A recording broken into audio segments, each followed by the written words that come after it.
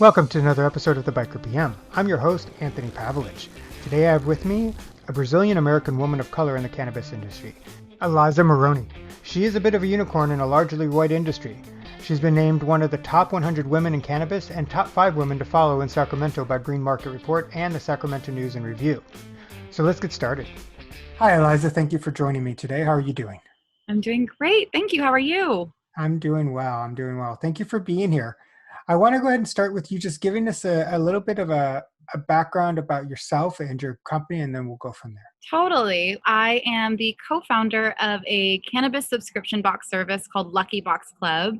We're based in California, and we have been operational for about 3 years now, but I've been in the cannabis industry going on 8 years.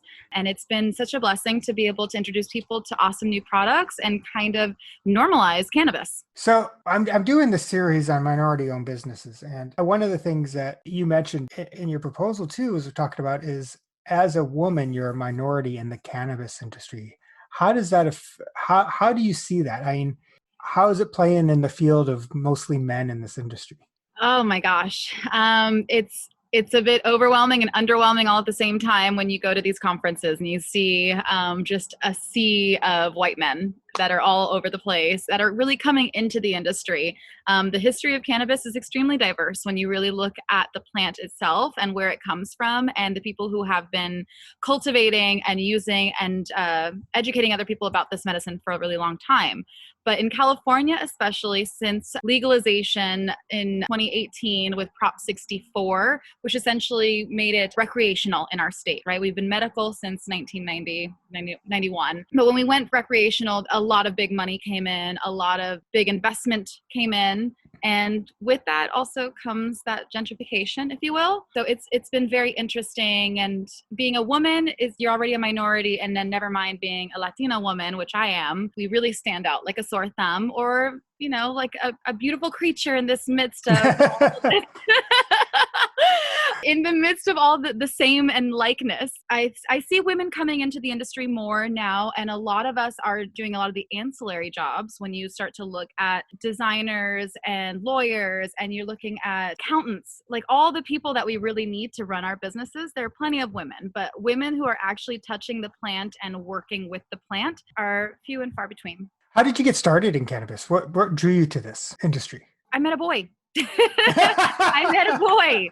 I myself was always interested in plant medicine and holistic remedies in general. My then boyfriend turned fiance, now husband of several years, he was a cultivator. I remember the first time he took me to his farm, and I got to see what was going on during his harvest and seeing all these people working and trimming buds and this and that. And I was just fascinated. And ironically enough, I had never really experienced the benefits of cannabis at that time. I was not really a smoker. I wasn't a smoker at all, actually. I mean, I took my first bong rip on his property, and I realized that everything I had been looking for in other medications or drugs or alcohol, it was in cannabis. Some people say it's a gateway drug. For me, it was the get out drug. It was the exit drug. And it allowed for me to stop using pharmaceuticals for depression and anxiety. It really changed my world and expanded my mind in a way that I did not expect, but I was forever grateful for. And so I have taken it upon myself to kind of spread that good news and inspire others and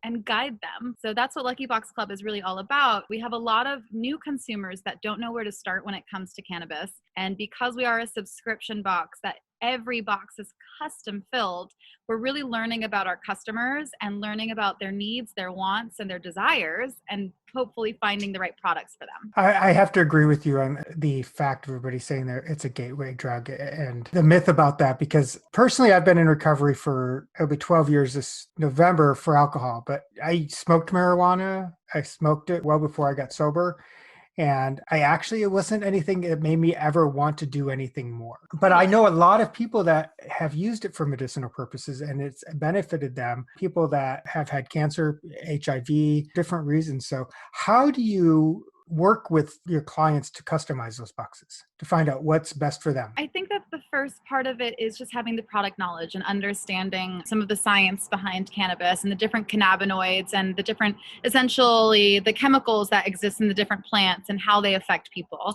A lot of people hear the words sativa or indica thrown around, and so they automatically assume, oh, a sativa strain is going to make me uplifted, and it's typically associated with being artistic or energetic and bubbly and fun. And indica, we have a saying, indica puts you in the couch, right? So the concept of the indica, it's a very full body relaxation high, if you will.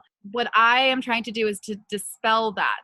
It's not so basic as just indica versus sativa. There are other cannabinoids like CBD, CBN, THCA. There's a lot of science that does exist and research that does exist that can help us guide people. And so we have a pretty unique intake process and a questionnaire that we ask people to fill out. My number one question for people is, how do you want to feel? I've had plenty of people that say, I am in pain. I want to feel less pain. I have others that say, I just want to have fun with my girls and go out for a girls' night. And I have others that are like, I am suffering so much. I want to feel nothing. I just want to have a day where I can just sleep all day because I'm so overwhelmed or something. I'm going through something so traumatic in my life that right now I just need to decompress and relax. I think that is a fair thing for somebody to desire and to want. And we all deserve to feel the way that we want to. It's interesting when we talk about edibles or consumables in general that people are usually very afraid. When it comes down to it, there are many ways for people to consume, and it's no longer just smoking or vaping or eating a brownie. There are transdermal patches, there are topicals, there are beverages, there are all kinds of incredible products. There are like intimacy oils and lubes and suppositories. It really just depends on what people are in need of and exposing them and really teaching them and educating them in a way that is accessible to them. Do you feel overwhelmed, overstimulated, and overworked? There's so much you need to do, but you don't know what the best way to do it is? And you're not sure where all your time goes each week? Jump on over to my website, pavproconsulting.com. You can download my free PDF, The 5 Proven Strategies to Steal Back Lost Time and Money in Your Business. And while you're there, you can book a free process discovery session, pavproconsulting.com. Move forward with confidence, focus, and productivity. Another thing, you brought up CBD oil, and this just popped in my head, is that they now use it in animals as well for medical purposes, for animals that are sick. So I mean, that's another area that you can use CBD oils. I don't know if that's something that you guys have, as your company, get into very deeply, but yeah. I use it every day for my dog. My dog she's our pet, and she's 13 years old, and she has some serious joint issues now. And it's hard to watch an animal suffer. That's the biggest thing, because they can't tell you what's wrong. No, they can't. We had 2 boxers with degenerative myelopathy that ended up in wheelchairs, and it's hard to like look at them and be like, just please tell me what you're feeling, because they can't. Yes. And she's pit bull and boxer, and she's up there in age, and it's obvious if there's something off when you see your dog limping, and they didn't get into some big fight that day. They didn't even have a lot of exercise. She's just getting older. I was like, all right, well, now's the time to give her some CBD. Let's see if it works. And I kid you not, about 30 minutes after giving her CBD oil, she's walking totally fine. She gets a little bit more mellow. She does want to just kind of lay out, but I think that also comes with her age in general. Yeah. But it definitely relaxes her. It definitely helps with her joint pain. It definitely is keeping her in a state where she is enjoying life a bit more and not in so much pain. I think that mellowness comes from not being in pain and being able to just relax. Totally. And don't we all just want to relax these days? I know, yeah, exactly. Especially these days, right? Oh my God. Has there been any struggles being a Latino woman in this industry that you've come across, or do you think it's been pretty smooth for you? There definitely were in the beginning, as far as just the assumptions that other people will make or would make about me with my partner, who is my husband. We started this company together. It was a joint venture. Pun intended, and we really had a vision to do something together. Many times in this industry, you see women being overshadowed by men, and men kind of just being like the face of the company. Mm-hmm. And with our company, we flipped that around. We wanted me to be the face of it, and for me to be the spokeswoman, and for us to put our best foot forward as far as for women, for them to feel empowered, to have a safe place to learn more, right? And so I think that in the very beginning, the biggest issue or hurdle we had to jump through was people just assuming that he was the big man in charge. And that was Yeah. really annoying. We would do lots of events, like open cannabis fairs, like High Times cannabis cups and those types of things. And oftentimes we'd have people walk up and being like, oh, so who's the big man in charge? Oh, can I talk to your boss? That I mean, has like, to be literally to my frustrating, really. face, Yeah. not just like just that blatantly sexist, you know? Yeah. And even at some of the very high-end conferences that we went to as we were initially like raising capital, I was talking to CEO of some company. I don't even remember his name, but I remember the fact that he looked at me and he said, oh, you're just a grower's girlfriend, huh? Oh, God. And I was like, what?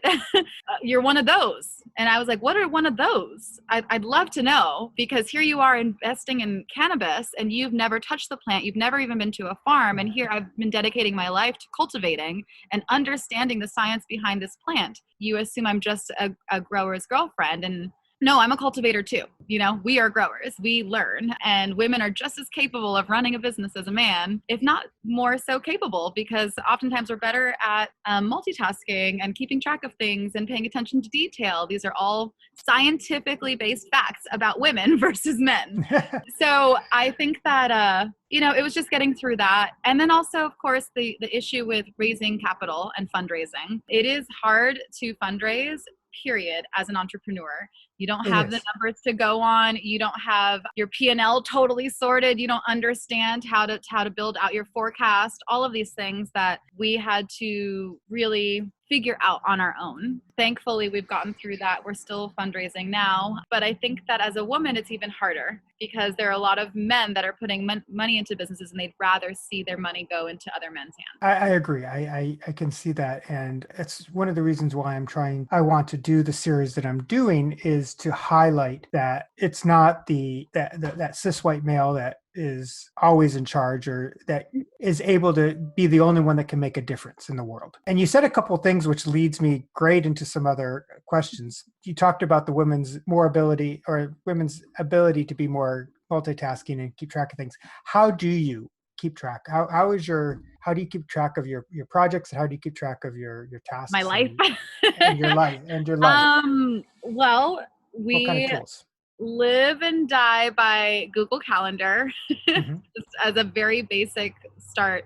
Everything, whether it's incoming deliveries, outgoing deliveries, product deliveries, accounting, etc. Everything is on our Google Calendar and shared with the right people on our team. And then Slack. I absolutely love Slack. If people are not using Slack, everyone should. And that is essentially a chat platform that you can create a closed circuit chat room for your team and create separate channels for different discussions. And Slack is our number one platform where we keep track of whether it's digital assets, accounting, once again, notes of things that are happening in our warehouse, or if we're running low on inventory, memberships, all kinds of things. So Slack for communication, Google Calendar for keeping track of tasks and what's coming up. And I think just in general, I'm one of those people who puts pen to paper. I have a notebook with me at all times. I'm so old school. No, it's great. I mean, Yeah. Some people are afraid of that. I mean, I stopped using a notebook because I never seem to have the notebook with me, or I'd forget it.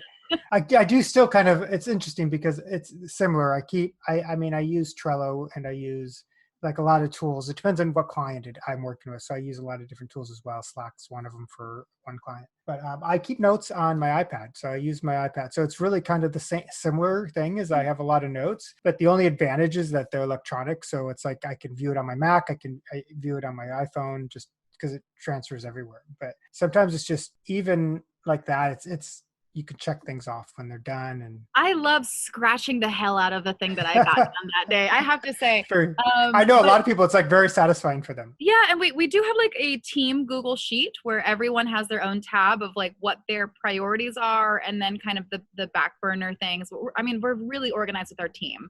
That as a leader within a company, you have to be. If your team doesn't know what they're doing, that means you don't know what you're doing. And it takes time to delegate and to really be clear about everyone's to-do list, essentially, right? And I think that having that electronic list is great, but even myself personally, in the mornings, I will typically sit down and I will write down 5 things that I have to do that day. And it makes it so clear. It also is incredibly satisfying to scratch it off. But at the end of the day, if you miss something, you know it has to be the priority for the next day. Yeah. And if you can't get 5 things done, even if it's respond to all of your emails and clear out your inbox, or, pay those 2 bills that you've been avoiding for whatever reason because you're a procrastinator, or write that blog that you need for your website, if you put it right in front of you, it makes it really hard to ignore.